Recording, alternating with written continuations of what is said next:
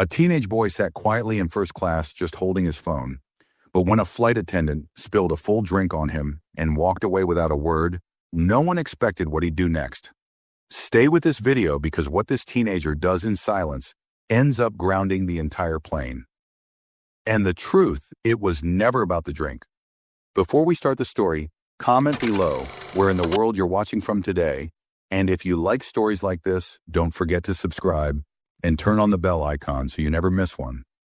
He sat quietly in seat 2, his back straight, hands folded neatly on top of a worn paperback. His name was Eli Barrett, a 15-year-old boy with quiet manners and thoughtful eyes. The cabin around him smelled of lemon wipes and expensive leather. Eli had never flown first class before. This seat wasn't a reward for wealth or privilege. It was a gift. His uncle, a retired school principal, had surprised him with a ticket after Eli won first prize at a national science fair. Eli had boarded early. He nodded politely at the gate agent, smiled at the flight attendant at the door, and walked straight to his seat without hesitation. He knew the number by heart. This trip mattered to him, not because of where he was going, but because it felt like someone believed he belonged here. That feeling mattered more than legroom or a fancy meal. Passengers around him were still settling in. A businesswoman across the aisle was on her third phone call. A man in suspenders had trouble lifting his suitcase into the overhead bin, and somewhere behind a toddler let out a high-pitched cry that made half the cabin wince. Through all the noise, Eli sat still. He didn't pull out his headphones. He didn't scroll through his phone. He simply waited. The flight attendant, assigned to first class, walked down the aisle with short, quick steps. Her name tag read Miss Brenner. She was tall, thin, and her face didn't move when she smiled. Her blonde hair was tied into a tight bun, and her heels clicked against the cabin floor like a metronome. She handed drinks to passengers in row 1. Water, champagne, orange juice, each time with a well-practiced nod. But when she reached Eli, she didn't stop. She glanced at him, paused mid-step, and then continued walking as if she hadn't seen him at all. Eli raised his hand gently. "Excuse me," he began. She kept walking.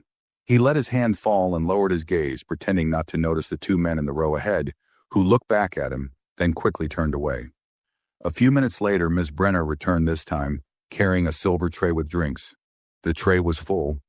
Glasses clinked gently as she walked. Her eyes scanned the aisle, but she didn't look at him.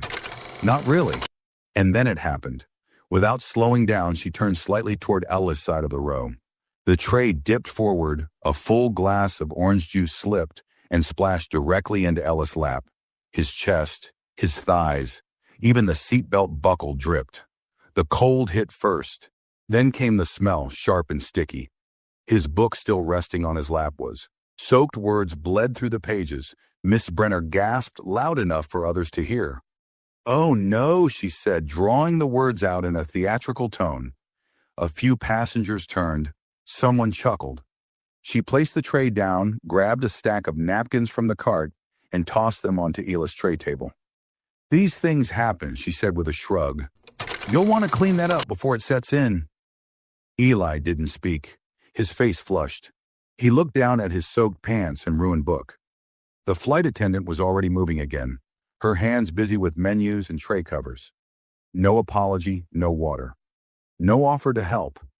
The woman seated next to Eli, a middle-aged redhead named Martha Green, shifted uncomfortably in her seat, but said nothing. Her eyes flicked toward him once, then away. The couple behind him whispered but didn't intervene. Eli blinked slowly. His fingers shook slightly, not from cold, but from something else. Humiliation, maybe, but deeper than that, recognition. He had seen that look on Miss Brenner's face before. That assumption, that disregard. He reached under his backpack, pulled out his phone and turned it on. He opened his messages, tapped on a name, Dr. Nolan Wexler. One message, that was all. She poured a drink on me. "No, sorry, everyone saw him soaked." He hit send, locked the screen, placed the phone face down on the tray table. And though no one knew it yet, not Miss Brenner, not the captain, not the passengers tapping their watches, the plane wouldn't be going anywhere. Not after that message, not after what came next. The phone in Ella's tray buzzed just once. He didn't pick it up immediately. He sat still, breathing through his nose, trying not to look at anyone. Around him, the cabin returned to its normal rhythm. A baby cried. The overhead bins clicked shut. A man coughed 2 rows back. Miss Brenner was already joking with another passenger about wine choices, like nothing had happened. Eli finally turned his phone over and looked at the message. Did she do it on purpose? It was from Dr. Nolan Wexler, the man who had mentored him for over a year, part-time university professor, former federal legal consultant, and most importantly, someone who had told Eli more than once. If anyone makes you feel small, you come to me first. Eli typed slowly. She didn't look sorry. Just told me to clean myself up. She skipped me before that too. The reply came faster than before. Flight number. Eli reached into the side pocket of his bag and pulled out his boarding pass. His fingers were still damp, the ticket slightly crinkled from being pressed against his soaked pants. He typed the number, carefully double-checking before hitting Send Flight 726, Gate 4, C. There was a pause, then one last reply. Stay where you are. Don't speak to her again. I'll take care of it. Eli stared at those words. He believed them, not because they sounded bold, but because Dr. Wexler was never dramatic. He didn't raise his voice. He never needed to. He just got things done. Up front inside the cockpit, the captain had just finished his last safety check when the call came through. It was a direct communication from FAA ground, coordination unusual and marked as priority. He picked up the receiver. This is Captain Roy Ellis. The voice on the other end was calm but direct. Captain Ellis, hold your departure. Do not taxi. We are initiating a compliance delay on your aircraft. Passenger concern has been escalated through FAA internal counsel. Captain Ellis paused. I wasn't notified of any passenger issues. You are now. Leave the cabin door closed. We're dispatching a federal compliance officer to the tarmac. Do not proceed until further instruction. He exhaled slowly, then said, Understood. When he hung up, he looked over at his co-pilot, a younger man named Brent. We're not moving yet. Brent raised an eyebrow. Weather? No, the captain replied, adjusting the headset on the dash. Something bigger. Back in the cabin, the flight crew began noticing the delay. A few passengers looked around. The usual announcements hadn't started. Engines were silent. The plane hadn't moved. Eli stayed quiet. He didn't touch his phone again, but he sat straighter now. His clothes were still wet, his hands still cold.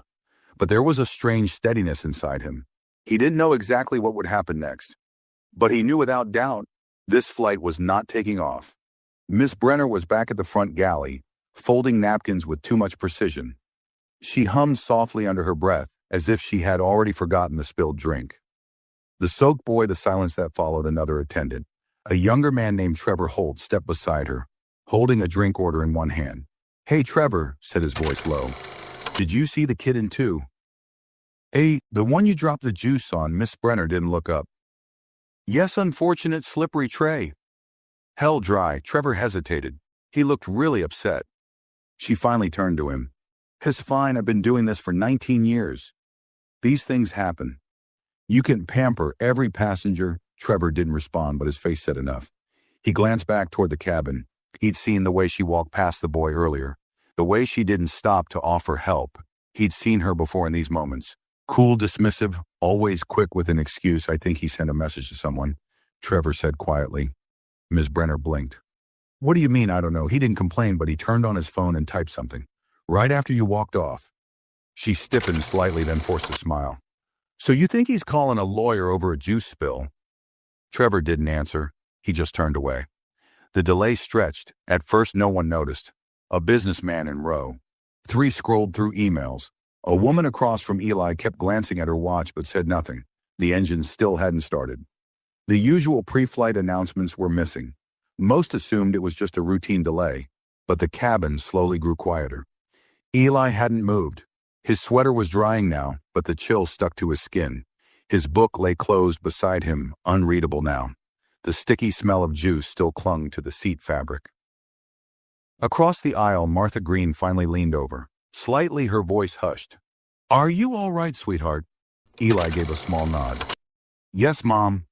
She looked at him for a long second, as if trying to decide whether to say more. But in the end, she leaned back silent again. At the front, Captain Ellis opened the cockpit door and called out Miss Brenner. She turned quickly. "Yes, Captain, can you step up here for a moment, please?" Her smile tightened. She smoothed her uniform and walked briskly toward the front, passing first class with the same perfect posture as always. But her eyes flickered once, just briefly, toward Eli. He didn't look back as the cabin door closed behind her. The passengers returned to their stillness, but the tension had shifted. No one knew why they hadn't taken off. But something was coming, and for the first time in her career, Mrs. Brenner was about to find out what it felt like to be called out, not for breaking rules, but for believing she didn't have to follow them at all. Inside the cockpit, Mrs. Brenner stood just behind the captain's chair, her hands folded tightly in front of her. She had expected a routine update, maybe a briefing about turbulence or a gate issue, but Captain Ellis didn't swivel around or offer her a seat. He simply gestured toward the headset on the panel. "You'll want to listen," he said, his tone calm but unusually clipped. Ms. Brenner hesitated, then leaned forward and placed the headset over her ears. The line was already active. "This is Caroline Voss, FAA Compliance Division," came the voice steady and firm. "Who am I speaking with?" Miss Brenner cleared her throat. "Senior flight attendant, Miss Brenner." "Miss Brenner," the voice continued, "we've received a passenger misconduct report filed through an internal FAA contact involving a minor seated in 2A. Do you know the incident being referenced?" There was a long pause. Miss Brenner's jaw tightened. "There was a spill," she said carefully. "A drink tray slipped. Nothing intentional. Did you apologize to the minor involved?" I offered him napkins. "It was busy." "We were still boarding. Miss Brenner, we've also received statements that you failed to serve or acknowledge that same passenger earlier during service." "Is that accurate?" Miss Brenner's voice faltered. "I was moving quickly. I may have missed him. It wasn't deliberate." "Did you ask for assistance in helping the passenger clean up? Did you report the incident to the purser or document it in any crew logs?" "No," she said, quieter now. The voice didn't rise, but the weight behind it settled in like concrete. "You're being asked to step away from all passenger-facing duties for the remainder of the flight. You will issue a public apology to the affected passenger immediately. You are not to speak to him beyond that. Upon landing, you'll be met by compliance officers for formal review. This is now a federal-level investigation under FAA protocol." The line went dead. Miss Brenner removed the headset slowly. Her hands trembled just a little, but enough that she tucked them behind her back. She looked at Captain Ellis. Is this really happening over a spilled drink?" Captain Ellis turned his chair slightly, meeting her eyes for the first time. "No," he said. "It's happening because you treated that boy like he didn't belong in his seat, and now someone with real authority is paying attention." He didn't speak again. She opened the cockpit door and stepped back into the cabin. The hum of whispered conversation swirled faintly through first class. She straightened her blouse, smoothed her hair, and started walking down the aisle. Her steps weren't confident now, they were measured slow. Eli didn't notice her at first. He had pulled out a dry notebook from his bag and was writing something with a small black pen. It wasn't math or science, just notes. Things he didn't want to forget. The way the juice had hit his hands, the tightness in his throat, the quiet glances from people around him who didn't say a word. Then he saw her. Miss Brenner stood beside his row, silent for a beat too long. She cleared her throat and forced a smile that didn't reach her eyes. "Mr. Barrett," she began stiffly, "I'd like to apologize for the earlier spill. It was careless of me. I regret the inconvenience." Eli looked up. His expression was neutral. "You regret spilling it," he said quietly, "or how it looked when you didn't care." A few nearby passengers shifted. One man lowered his newspaper. Someone behind them stopped scrolling on their phone. No one said anything, but everyone was listening. Miss Brenner's lips parted, but the words caught in her throat. Eli didn't press her. He just folded the napkin on his tray and sat back. "I think you should go back to your galley now," he said, not unkindly, "before more people start paying attention." She stood frozen for half a second, then nodded quickly and turned away. As she walked back toward the front of the plane, the silence behind her wasn't heavy with sympathy. It was something colder. Recognition everyone had seen what happened. They had just chosen not to say anything until now, and Eli still soaked and quiet in seat 2. I didn't need to shout to be heard. He had already been heard where it mattered most. The air in the cabin had shifted, not in temperature, but in tension. You could feel it in the way people sat a little straighter, spoke a little softer, and looked a little longer when no one was watching. The usual rhythm of pre-flight preparations had been thrown off, but no one knew exactly why. Except for a few people, like the captain, the crew in the galley, and the boy in seat 2, who hadn't raised his voice once. Eli sat still, his sweater damp against his back, the napkins now folded neatly on his tray table like he had arranged them for display. His book was ruined, his pants clung to him with dried citrus, and the cold had settled in around his collar. But there was no trembling in his hands now, no flinch in his posture. He had done what needed to be done. The rest wasn't in his hands anymore. Further down the aisle, a man in his mid-50s wearing a gray blazer and an expensive watch leaned toward the woman next to him and whispered, "They're saying we're grounded because of that kid." That true. The woman, a marketing executive named Janelle Rivers, kept her eyes forward. "It's not because of the kid," she said, voice low. "It's because of what someone did to him." "You didn't see it, did you?" The man shook his head. "I was still boarding." She walked right past him twice, didn't offer anything. Didn't speak to him, then dumped a drink on his lap and told him to clean it himself. She said it was an accident, he offered Janelle. Turned her head just slightly. "If it was your son in that seat, would that explanation be enough for you?" He didn't reply. Meanwhile, in the rear galley, Miss Brenner gripped the metal counter, her fingers curled tightly around the edge. The apology had not gone how she expected. She thought it would end there one forced sentence, maybe a nod from the boy, and then the delay would clear up like clouds breaking in the sky. But it hadn't. He hadn't let her off easy. He hadn't even raised his tone. But the words he spoke landed harder than anything shouted. His calmness unnerved her. It felt like the ground beneath her had tilted, and she didn't know how to steady herself. Trevor appeared again, now holding a tablet in his hand. They just sent out an internal flight notice. He said, his voice quiet. "There's a hold code on the plane marked as regulatory. That almost never happens." Ms. Brenner stared at him. "What does that mean?" "It means someone high up flagged this incident," Trevor replied. "From what I'm hearing, it came from inside the FAO." Her stomach dropped. "It was just juice," she whispered. "No," Trevor said, folding the tablet under his arm. "It was how you handled it." At the very front of the plane, Captain Ellis received another call. This one was brief but more direct than the last. "Compliance officer is on site. We need that crew member identified and removed from cabin duties. If she resists local airports, security will step in." The captain nodded, even though no one could see him. "Understood." He turned to Brent, his co-pilot. "Stay here, I'll handle it." He exited the cockpit, his shoulders squared, eyes sharp. As he walked down the aisle, passengers glanced up. He wasn't smiling, he wasn't carrying announcements. He was looking for someone. Miss Brenner saw him coming before he even reached her. She straightened quickly and tried to speak. "Captain, I've already spoken to the passenger." "You need to come with me," he interrupted, his tone, leaving no room for negotiation.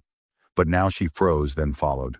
They passed row after row, eyes tracking their every step. Eli didn't turn to look at them, but he knew what was happening. He could feel the weight of the cabin pressing in, shifting, bending around him. The silence was no longer avoiding him. It was circling him, taking him seriously. When they reached the front, Captain Ellis opened the door and guided Miss Brenner inside. She wasn't coming back out, not as a flight attendant. In the cabin, the murmur of confusion began to build. People asked questions, with their eyes exchanged half-spoken thoughts, but no announcements came. No updates about takeoff. No jokes about delays, just uncertainty, and a quiet teenager sitting in two. Who hadn't done anything wrong. Eli glanced down at his phone again. A new message appeared. "Security team is boarding now. You won't be asked to speak, just remain in your seat.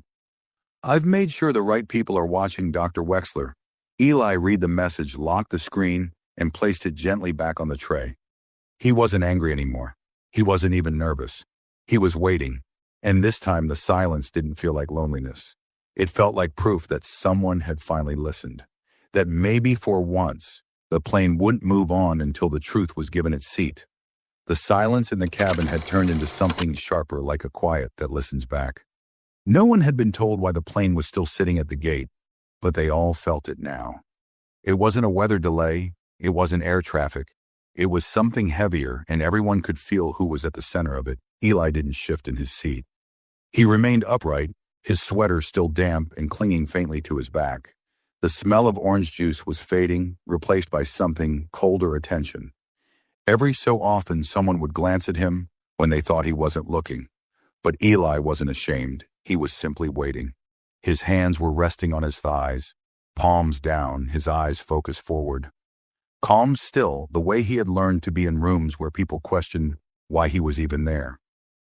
The passengers had begun to whisper now.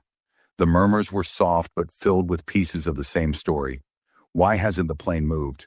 They called a crew member up to the cockpit. I think it has something to do with that boy.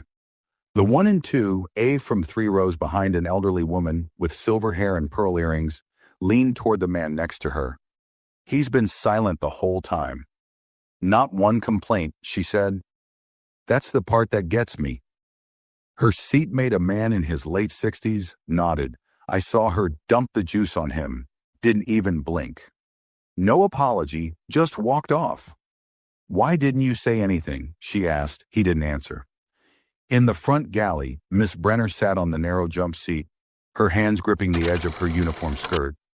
The curtain was half closed now, but she could still hear the rising unease in the cabin behind her. Every sound, the rustle of a newspaper, the ding of a call button, the slow drag of a suitcase being adjusted, felt amplified, like reminders of a routine she no longer controlled. She looked up when the intercom crackled. This is Captain Ellis. We've received confirmation from ground control that an FAA compliance officer will be boarding shortly. We appreciate your patience and ask that all passengers remain seated until we're cleared for departure. He didn't say why, he didn't mention who they were there for, but it was enough. The cabin shifted again. The tension now had direction. At that very moment outside the aircraft, a dark SUV pulled up to the base of the jet bridge. 2 figures stepped out. One wore a black FAA uniform with a badge clipped to her chest. The other was in a navy suit, his ID visible, but his expression blank. They exchanged a few short words with the ground crew, then made their way toward the entrance of the plane. Inside, the gate door opened with a quiet click. The air that entered behind them wasn't colder, but it felt like it was passengers in rows. 1 through 3 turned their heads almost instinctively. No one needed to be told who these people were. Their presence spoke for itself. The officer entered first. Her eyes scanned the cabin slowly, then settled on Eli. She didn't speak yet, just gave a slight nod, acknowledging him without turning him into a spectacle. She leaned toward a nearby flight attendant and whispered something. The attendant nodded and disappeared toward the rear of the cabin. The suited man followed behind, briefcase in hand, his posture alert but unthreatening. Together they moved quietly past the first few rows and paused at the front galley. A minute later, Miss Brenner stood up. She didn't protest, didn't argue. Her lips were drawn tight, her eyes hollow. The officer gestured toward the door. A second airline supervisor had appeared now, standing just beside the curtain. The announcement didn't come through the intercom. It didn't need to. Everyone was already watching. Miss Brenner stepped into the aisle and walked forward. Her steps were slower than usual, her shoes quieter against the carpet. When she passed her seat 2, she didn't stop, but her eyes flicked toward Eli for just a second, an apology trapped behind pride. He didn't meet her gaze. He didn't need to. She walked past him and disappeared down the jet bridge without a single word. The door closed behind her with a faint final thud. The passengers didn't cheer. No one clapped, but the silence that followed carried something stronger than noise accountability. Janelle Rivers, still seated across from Eli, turned slightly toward him. She didn't speak, just nodded once, not pity, not sympathy, respect. Eli looked forward again. He hadn't moved, he hadn't yelled, he hadn't demanded anything, and still the system that ignored people like him every day had been forced to stop, not by power, by truth. The moment the cabin door clicked shut behind Ms. Brenner, Something invisible but heavy seemed to settle over the entire plane. A strange hush filled the first-class section, as if every passenger had suddenly realized they'd been part of something they couldn't explain, but couldn't ignore anymore either. The murmurs stopped, heads turned forward. Some passengers pretended to read others, scrolled their phones mindlessly, but none of them were truly distracted. Every single one of them knew now that the delay had never been about weather or boarding or logistics. It had been about what happened to the boy in 2A and what hadn't happened when it did. Eli didn't change his posture. His hands remained still in his lap, but deep inside something had shifted. Not pride, not relief, just a quiet steadiness, like a knot inside his chest had finally loosened. He had no desire to smile. He had no urge to say, "I told you so." That was never his goal. He hadn't started this to prove a point. He just wanted to be treated the same as anyone else who sat in that seat, in that class, on that plane. Across the aisle, Janelle Rivers closed her laptop. She had stopped working the moment the officer boarded. Now she simply watched Elena with concern, but with attention. She had spent years in boardrooms, talking about equality, inclusion, fairness. The same corporate words repeated until they meant almost nothing. But what she saw in this quiet teenager wasn't policy or politics.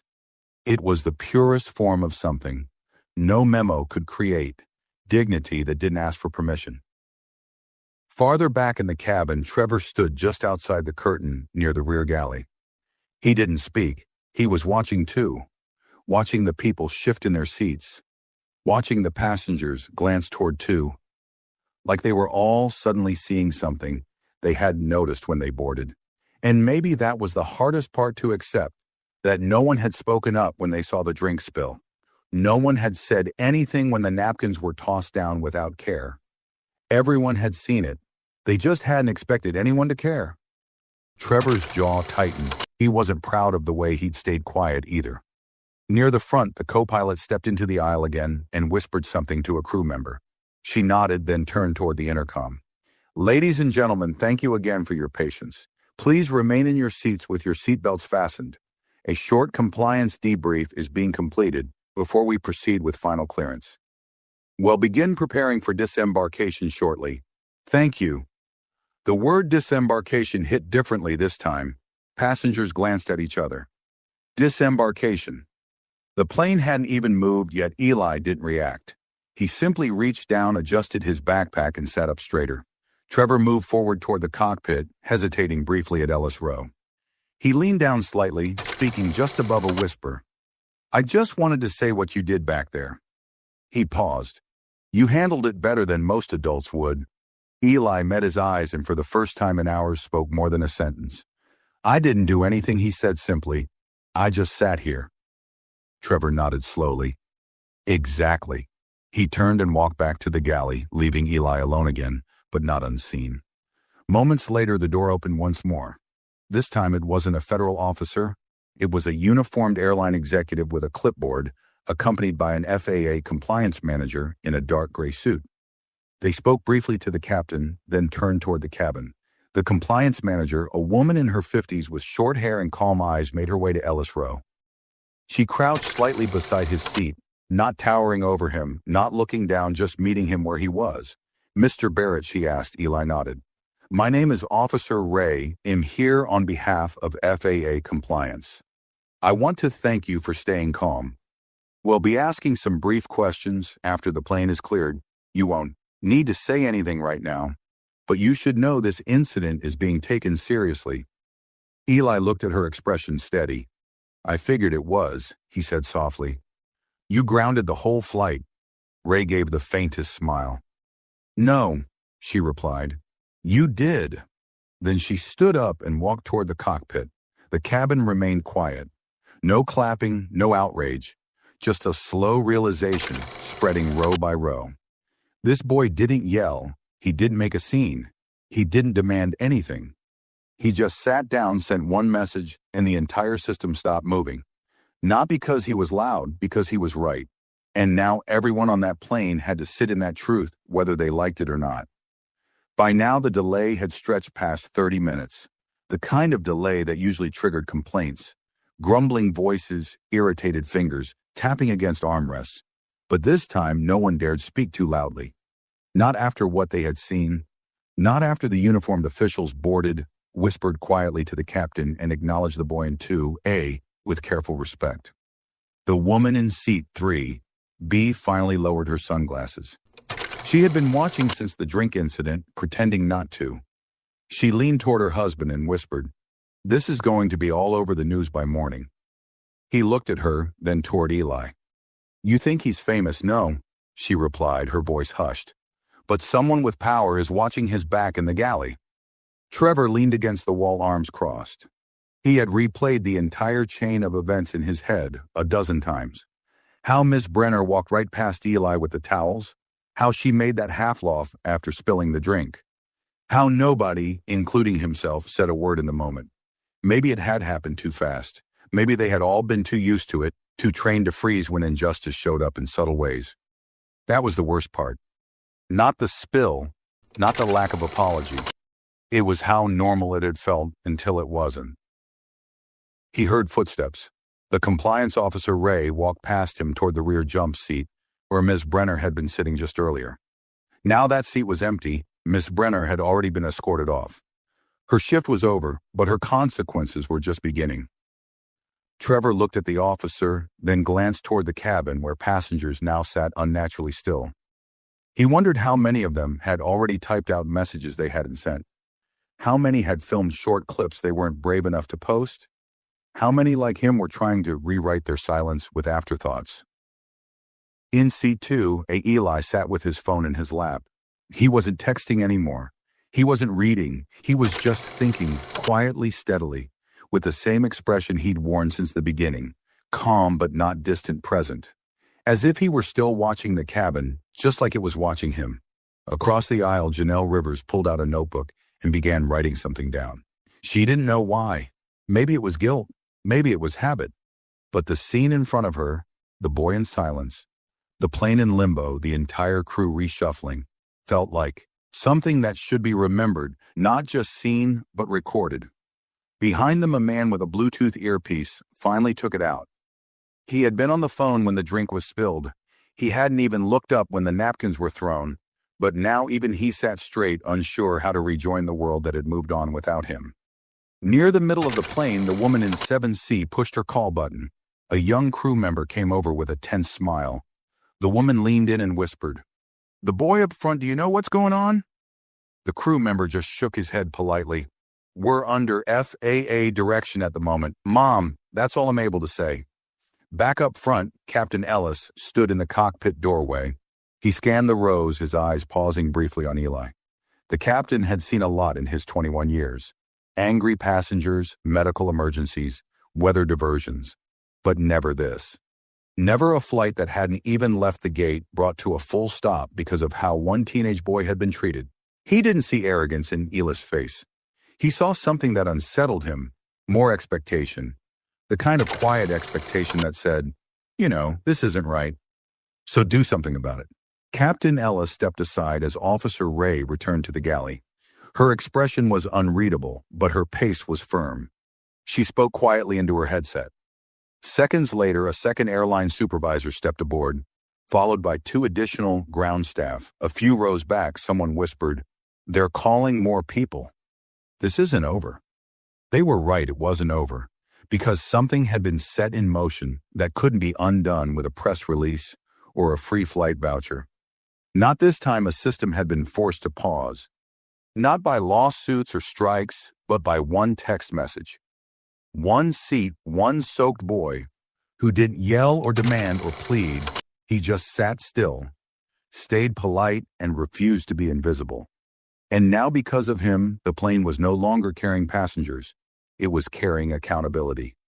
Row by row, the faces that once looked away now turned back toward Eli, not to pity him, not to thank him, but to face something inside themselves that had quietly agreed with what happened, until it was no longer quiet.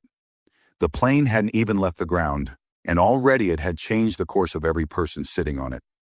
The cabin lights dimmed slightly as the sun dipped lower outside the window, casting golden strips across the tray tables and the tops of folded newspapers.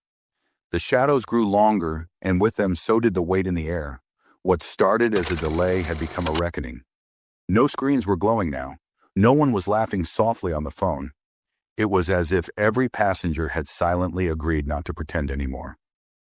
Eli leaned his head slightly against the window, the cold of the glass calming against the side of his face. He wasn't watching the tarmac.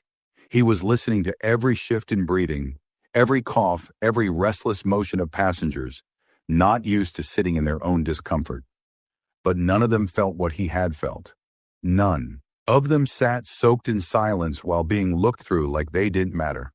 Now they were only beginning to feel a fraction of it. The door to the aircraft opened again with a soft hiss. This time no one turned in surprise. It was expected now. Another official, another witness, another quiet figure there to observe, record, and file what would later become part of a formal report. The woman who entered wore a navy blazer with a federal ID badge clipped near her collar. She didn't say a word. She simply made her way to the front and began speaking with Officer Ray. Trevor stepped out of the galley again, carrying a small notepad he'd used earlier for service prep. He wasn't writing anything down. He didn't need to. Every detail was already burned into memory. He walked toward the first-class curtain but stopped before passing through. His hand gripped the edge of the fabric like it anchored him to something safe. He stood there for a full minute before stepping into the front cabin. When he reached Ellis Rowe, he knelt slightly, not to make a scene, but so he wouldn't tower over the boy. "I should have done something earlier," he said in a voice only Eli could hear. "I should have said something. I saw her face when she spilled that drink. I knew it wasn't just an accident." Eli turned his head slowly. He didn't look angry, just tired, not from the flight delay, but from what it took to make the truth matter. "You didn't have to shout," Eli replied softly. "You just had to ask if I was okay." Trevor nodded, once his throat tightening. "I'm sorry I didn't." Eli gave a faint nod. That was all. It wasn't forgiveness. It wasn't refusal either. It was a quiet acknowledgement, like a receipt handed over after a transaction that cost more than anyone had planned to spend. As Trevor stood and walked back toward the galley, several passengers tracked his steps with their eyes. Some looked thoughtful, some looked uneasy. One man in row 4 opened the notes app on his phone and began typing something, his hands trembling just slightly. Whether it was an apology, a confession, or a message he never planned to send. No one knew. Near the rear of the plane, the second officer, who had boarded earlier, stood beside the flight manifest. Reviewing names with a ground supervisor, a copy of the passenger list was being marked carefully. Line by line, crew member statements were being matched with seat numbers.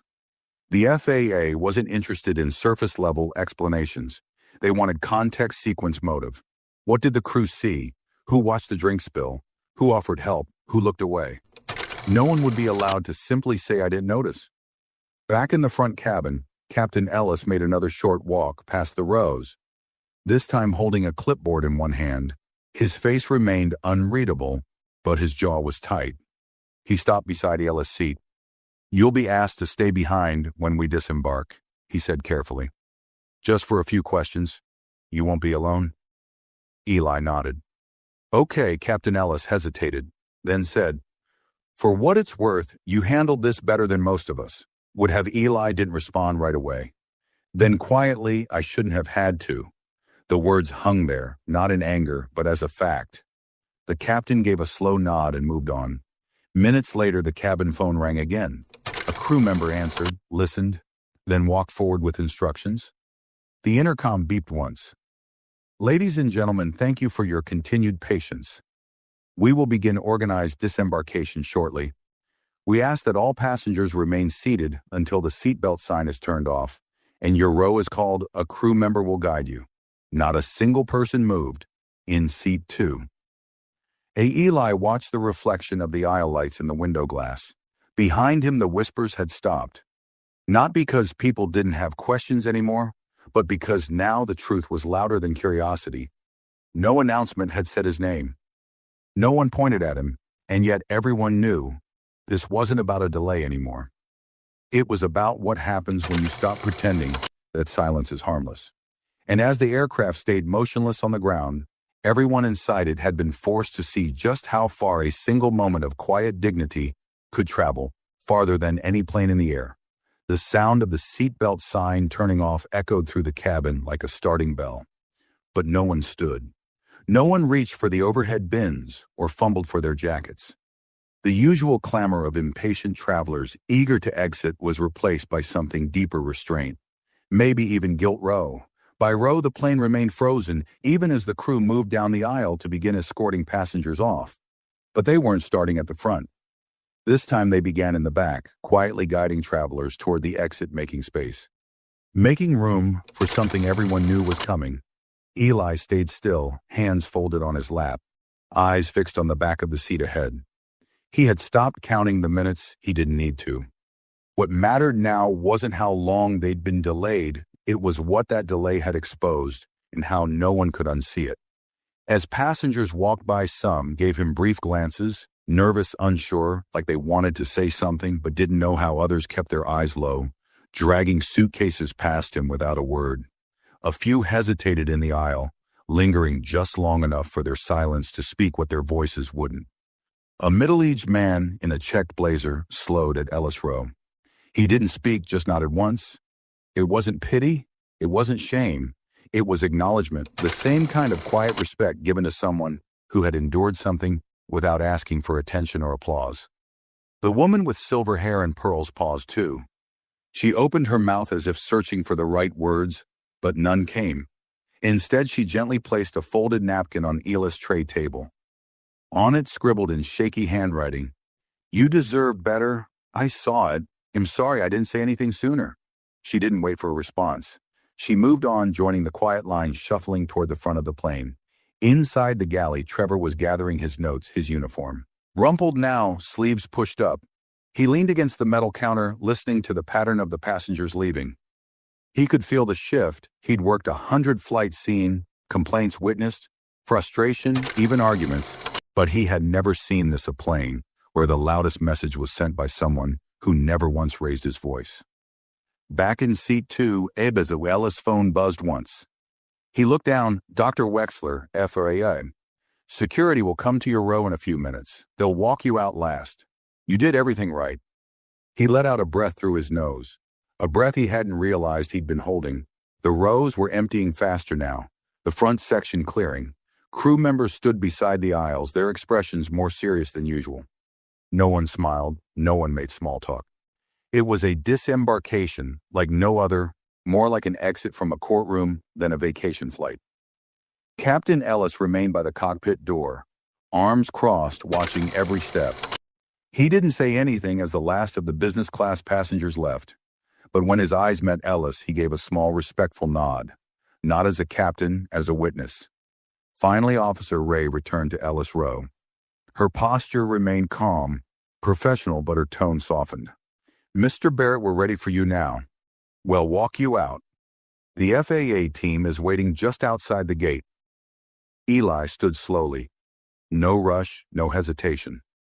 He reached down, grabbed his slightly damp backpack, and placed it over one shoulder. The folded napkin on his tray table remained untouched. He glanced once at the empty rows around him, every seat that had pretended not to see now. Vacant. Then he stepped into the aisle. The flight attendant at the front stepped aside without a word. The gate tunnel was silent. No movement, no announcements, just a short path lined with officials and quiet stares. As Eli walked, no one blocked him. No one questioned him. They simply made room. At the end of the jet bridge under the pale ceiling lights of the terminal, Dr. Nolan Wexler stood waiting.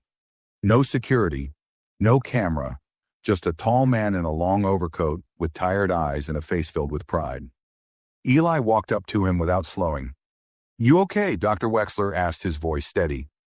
Eli nodded. "I'm good. They didn't hug. They didn't high-five. They didn't need to." Dr. Wexler placed a hand on Ali's shoulder. "You didn't raise your voice. You didn't need to. That's what they'll remember." Eli looked up at him. "I didn't want anyone in trouble, I know," Dr. Wexler said gently, "but that's not the kind of trouble they can ignore anymore." Behind them, just beyond the terminal glass, the plane still sat idle. A once routine flight now frozen in memory. Not because of turbulence, not because of engine failure, but because one teenage boy had quietly refused to be ignored, and the entire system had finally listened. In the hours that followed, the story began to move. But not from Eli, not from Dr. Wexler, not even from the FAA. It moved from seatmates and crew members, from passengers who had stayed quiet on the plane, but couldn't stay quiet once they stepped back into the world. It started with a short post on social media. Just witnessed a black teenager in first class get a drink dumped on him by a flight attendant. No apology, he didn't even speak. But someone made one call and the whole plane got grounded. I'll never forget it. That post was shared over 12,000 times in 2 hours. Others followed a blurry image of Elias Rowe, a quiet clip of uniformed officials walking past confused passengers. Someone even posted a close-up photo of the paper napkin left on the last tray. With the handwritten message, the caption read, "We all saw it." None of us spoke up. This is what silence looks like when it sits down in seat 2. By evening, the airline had issued a generic statement. "We are aware of an onboard incident involving a minor and a crew member. A full investigation is underway in coordination with the Federal Aviation Administration. We take all passenger concerns seriously." It didn't help. The internet was already 5 steps ahead. People weren't just angry, they were exhausted by the pattern. Different name, different seat, same assumptions. Back in the terminal, Eli and Dr. Wexler sat in a quiet holding room, just off the security checkpoint. No cameras, no noise. Just the low hum of air conditioning and the occasional muffled radio call. Eli sat on a bench, his hoodie zipped halfway, a paper cup of water in his hands. His backpack leaned against his leg. He wasn't shaking, he wasn't upset, he just looked still. Dr. Wexler leaned forward slightly, elbows on his knees. "You're going to be mentioned in a lot of articles tomorrow." Eli looked up, eyes tired. "I didn't want any of this," I know, Wexler said. "But sometimes when you don't want attention, the truth gets it for you." The door opened quietly. Officer Ray stepped in with a clipboard and a small folder. "Mr. Barrett, you're free to leave," she said gently. "We've gathered what we need for now. No further questions tonight. If we need anything else, we'll contact Dr. Wexler." Eli stood up. His legs were stiff from the long wait, but he moved without hesitation. Ray handed the folder to Wexler. "There's an official statement in there," she said, "and a written commendation from the FAA's ethics team. They were impressed with how calmly he handled everything." Wexler glanced at the folder, then at Eli. "He doesn't want a medal. He said he just wants people to stop assuming they know who he is based on how he looks." Ray nodded. "We're working on that too." As they left the room, a few FAA staff stepped aside to let them pass. One man in a dark polo shirt with an airport ID clipped to his collar gave Eli a short nod, not a greeting.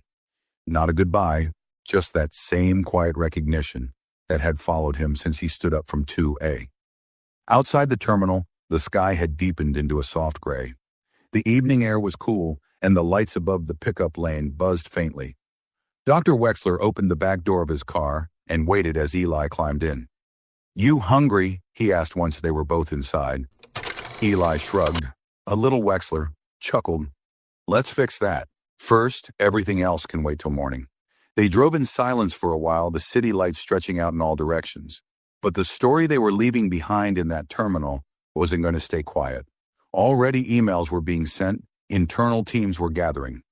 An emergency meeting was scheduled for the following morning at airline headquarters. In a glass-walled boardroom on the top floor of a downtown office building, executives were printing out passenger reports, pulling crew schedules, reviewing CCTV footage. One photo sat at the center of the table, Eli standing in the jet bridge backpack surrounded by federal officials. This, said the head of passenger affairs, tapping the image, is what the world is going to see. A child soaked in juice, treated like he didn't belong, and we all sat there while it happened. The CEO didn't speak. He just stared at the image. Another executive leaned in. "Do we know who the boy is?" The legal advisor replied, "Eli Barrett, 15. Gifted STEM student ticket was purchased by his uncle, a former educator, mentor is Nolan Wexler."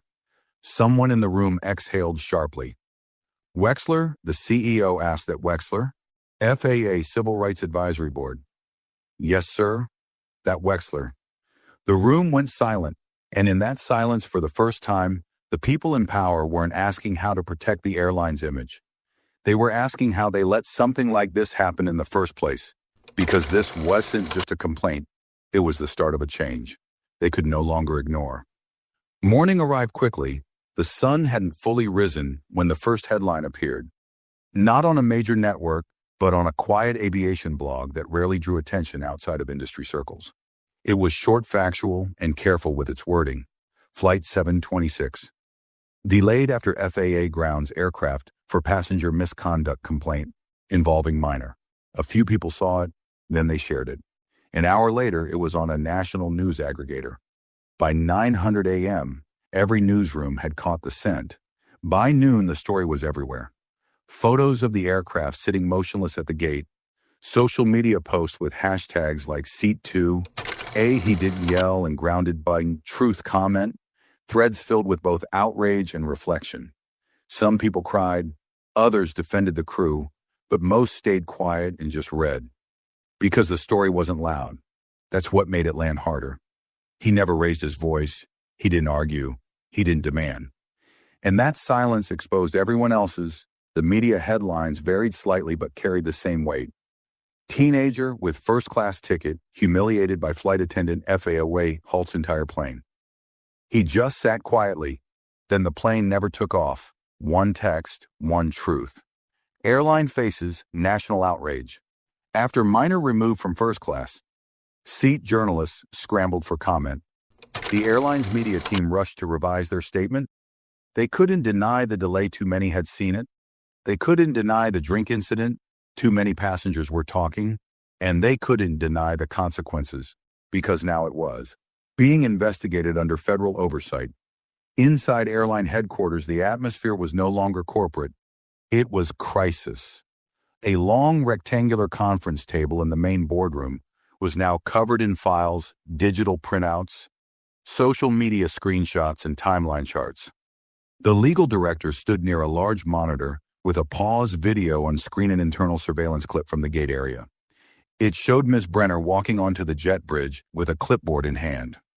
Just behind her, Eli boarded, holding his boarding pass, nodding politely to a crew member and heading to his seat.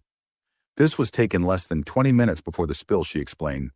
The child followed every instruction, spoke to no one, never acted out. This was not a behavioral issue. Then what are we calling it? Asked the vice president of operations. The room fell silent. The CEO, Martin Kessler, looked at the image frozen on the screen. Ella's face was partially turned away mid-step, his backpack slung over one shoulder. He didn't look like a threat. He didn't look like a mistake. He looked like any other young passenger, except somehow he wasn't treated like one. We're calling it what it is, Kessler said finally. An error in judgment. One that now lives online and in the eyes of every parent who puts their kid on a plane alone. Across the city, Dr. Wexler sat in his quiet apartment, a tablet in his lap and a steaming cup of coffee beside him. Eli sat nearby, flipping through a paperback he hadn't opened since before the flight. They didn't say much. The headlines spoke for them. Eventually, Eli asked, "Do you think she knew what she was doing?" Wexler looked up. "You mean Miss Brenner?" Eli nodded. Wexler leaned back in his chair, fingers tapping gently against the ceramic of his mug. "I think she saw what she expected to see. Not who you were, just what you looked like. That's how this starts." Eli didn't reply right away. Then he said, "If you hadn't gotten that message, they would have taken off. Wouldn't they?" Wexler paused, then nodded once. Probably that thought sat heavy in the room, because it wasn't just about the drink or the seat or the way the napkins had been tossed carelessly without an apology. It was about how often this happened to people who didn't have someone watching, about how many times the plane took off with dignity left behind at the gate, about the stories that didn't get written because the person in seat 2, didn't know who to text or didn't dare to. And yet this one had been seen not by chance but by choice. Back at airline headquarters, the crisis response team gathered for the final time that day. The airline's chief people officer stood at the front of the room, her voice steady. "We're no longer discussing how to protect the brand. We're discussing how to fix the damage the brand allowed to happen." The board agreed unanimously to several immediate changes. All flight attendants would now receive monthly bias and anti-discrimination training. Crew would be required to log all passenger seat disputes in real time with Mandatory reporting for all incidents involving minors. A new internal role would be created, passenger rights, liaison reporting directly to the board. And every new hire would be shown a short video during onboarding, a reenactment of Flight 726. The final slide of the video would read, "Respect is not a luxury item. A seat does not come with a test. A child is not your judgment to make." That evening, a short clip began circulating online. It showed Eli stepping into the gate terminal, backpack still on his shoulder. His face composed, his steps calm.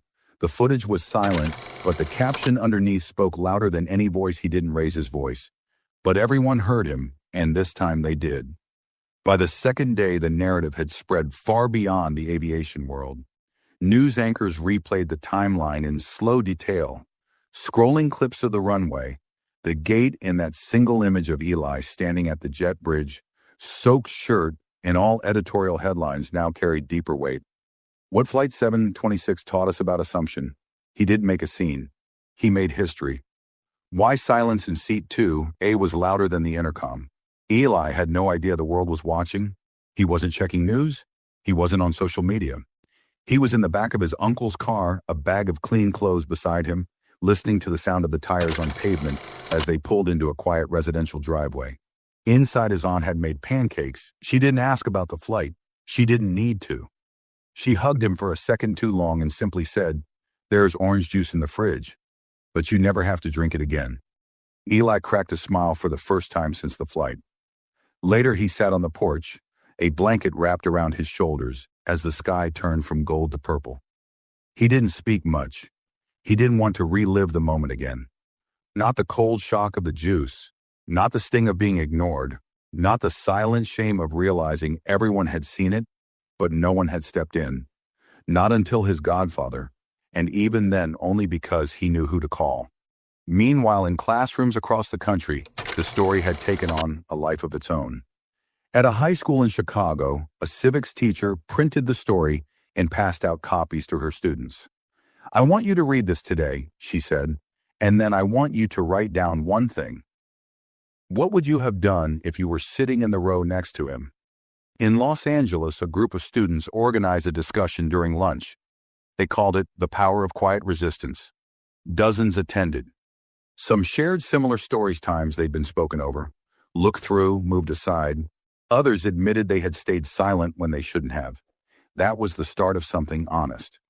In New York, a journalism professor scrapped her syllabus for the week and said, "Today we study this, not because it's viral, but because it's necessary."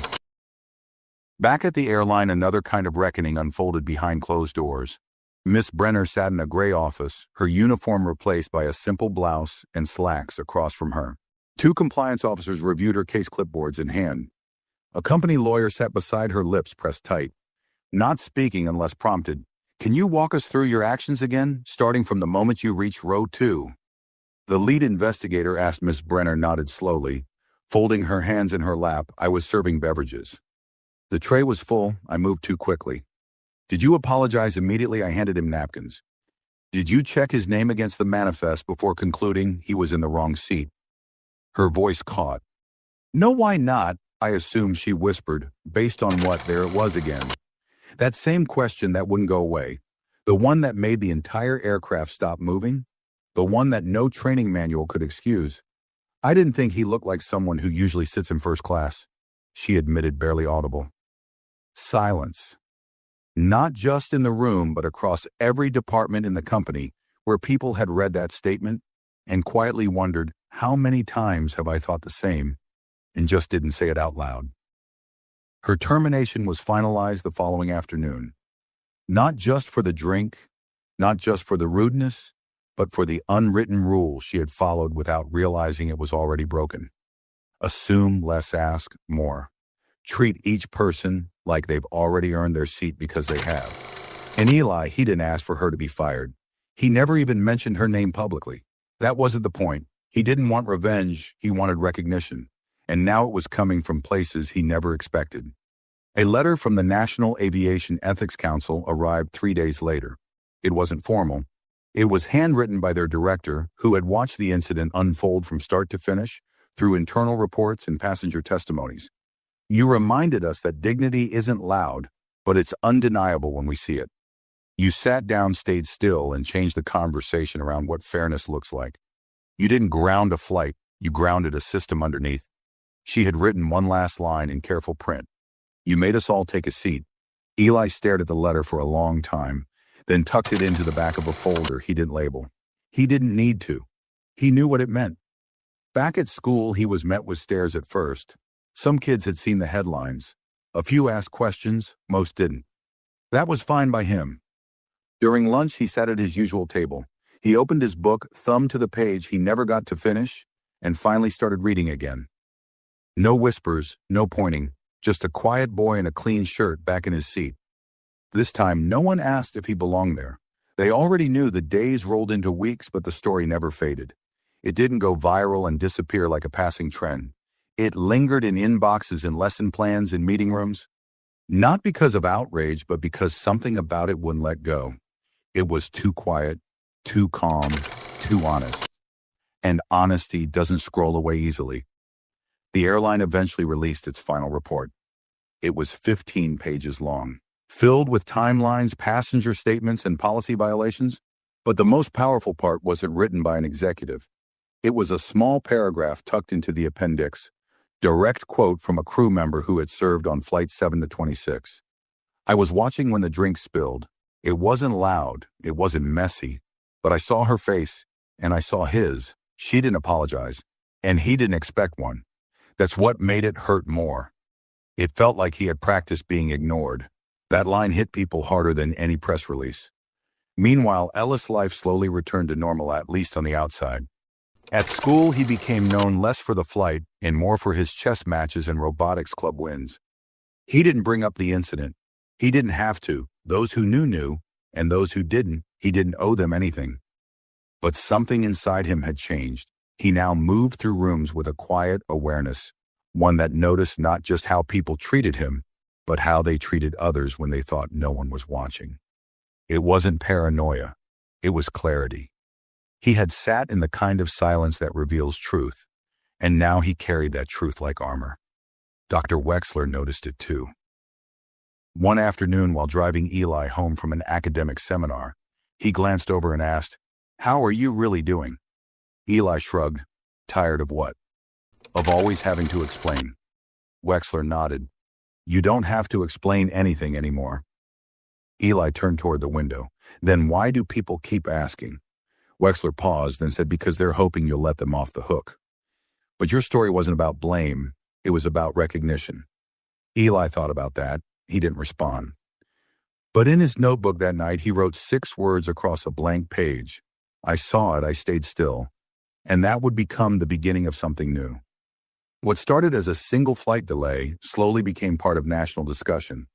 Not just about race or travel or respect, but about the small assumptions that build into policies and the quiet decisions that become systemic. A university ethics course added a new case study titled The Incident in Seat 2. AA nonprofit launched a campaign using Ellis' story to train corporate teams on implicit bias without ever showing his face. They didn't need to. The truth was bigger than the boy who carried it, and then came the invitation. It arrived in a clean white envelope addressed to Dr. Nolan Wexler, co-Eli Barrett. Inside was a formal letter from the U.S. Department of Transportation inviting Eli to attend the National Passenger Rights Summit in Washington, D.C. as a guest of honor. At first, Eli didn't want to go. I didn't ask for this, he told Wexler. They're just using me to look better.